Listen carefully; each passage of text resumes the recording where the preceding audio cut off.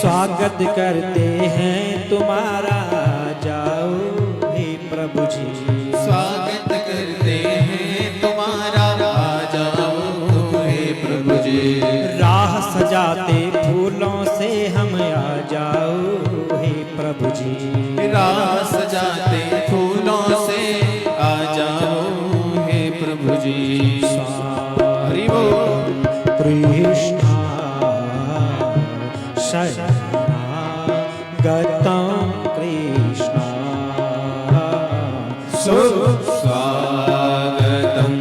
कृष्ण। जय हो।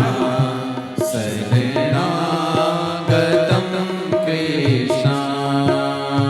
जल भरे हुए बादल समुद्र के पास जा रहे हैं, गर्जना कर रहे हैं।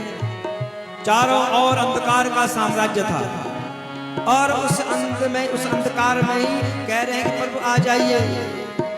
स्वागत करते हैं तुम्हारा, जाओ हे प्रभु जी। स्वागत करते हैं तुम्हारा, आ जाओ तुम हे प्रभु जी। अभिनंदन अभिनंदन प्रभु जी, आ जाओ हे नंदन।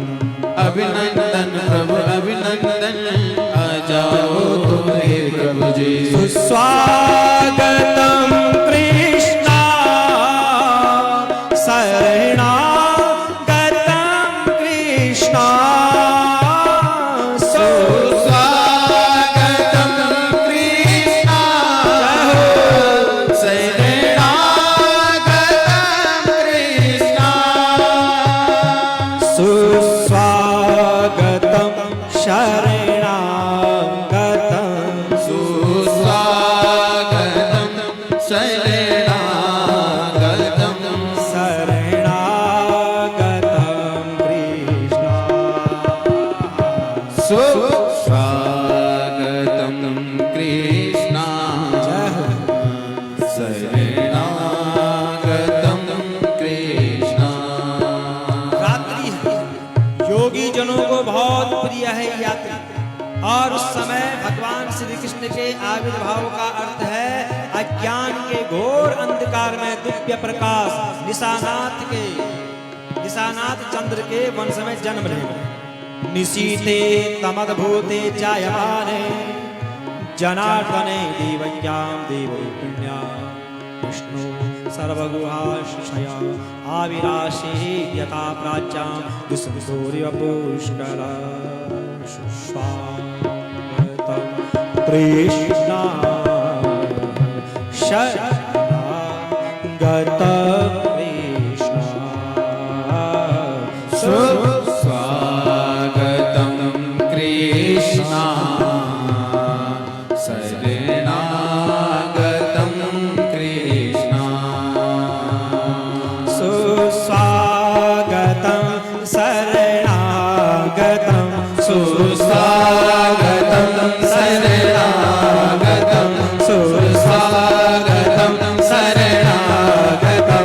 सुस्वागतं शरणागतं।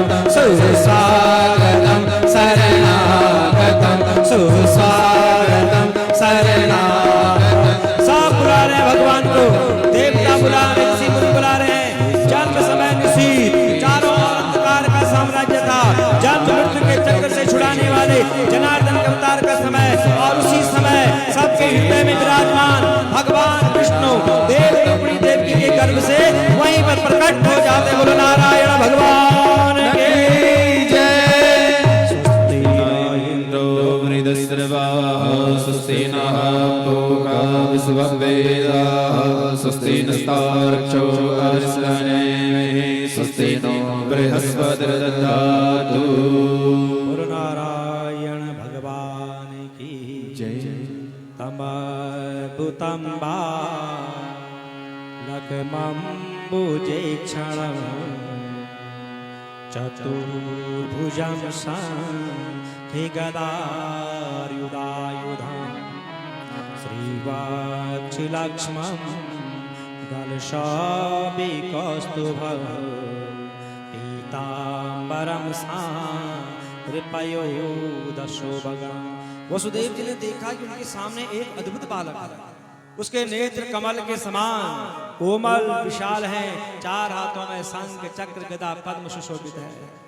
हृदय पर उनके जो है श्री वक्ष का चिन्ह है, सुंदर श्यामल शरीर है, पीतांबर फहरा रहा है। वसुदेव जी ने देखा कि अरे मेरे पुत्र के रूप में तो स्वयं भगवान आए हैं, असीम आश्चर्य हुआ।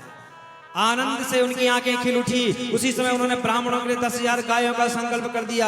वसुदेव जी भगवान की स्तुति कर रहे हैं। देवकी जी ने कहा, हे मधुसूदन, इस पापी कंस को ये पता नहीं चलना चाहिए कि आपने मेरे गर्भ से जन्म लिया है। मैं भयभीत हूँ, डरी हुई हूँ, ये दुष्ट है, ये पापी है, इसने मेरे अन्य बच्चों को मारा है, आपको भी कहीं कष्ट न मिले। भगवान विष्णु कहते हैं, सुनो, मैंने तुम्हें अपना यह रूप इसलिए दिखलाया है कि तुम्हें मेरे जितने भी अवतार हैं उनका स्मरण करना है। तुम दोनों ने क्या करना है, मेरे प्रति पुत्र भाव भी रखना है, और उससे ज्यादा आप दोनों ने निरंतर ब्रह्म भाव रखना है, मेरा ही चिंतन करना है, और अंत में तुम दोनों मेरे ही पद को प्राप्त कर लोगे। इतना कह करके योग माया से माँ पिता के सामने ही भगवान छोटे शिशु के रूप में अवतरित हो जाते। बोलो सच्चिदानंद भगवान की जय। वसुदेव जी की इच्छा हुई कि मैं बालक को लेकर के बाहर जाऊं, पर कैसे जाऊं, बेड़ियां बंदी हैं, द्वारपाल हैं। उसी समय नंद रानी यशोदा जी के गर्भ से योग माया का भी जन्म हो गया, जो भगवान की शक्ति होने के कारण जन्म से रहित है। योग माया ने द्वारपालों की जो है कि चेतना हर दी, उन्हें नींद पड़ गई, दरवाजे खुल गए, बेड़ियां खुल गई, और वसुदेव जी भगवान को लेकर के बाहर आ रहे। जैसे बाहर आए, देखा बाप रे, अंधकार है, दिखाई नहीं दे रहा है, बारिश हो रही है। जैसे आगे बढ़ते हैं तो शेषनाग जी ने अपना फन फैला दिया कि भाई को कहीं कुछ कष्ट न हो जाए। आगे बढ़ते हैं तो देखा यमुना जी भी उफान पर है, भगवान के चरणों को छूना चाहती है। सावन भादों की रात हीरा जन्म ले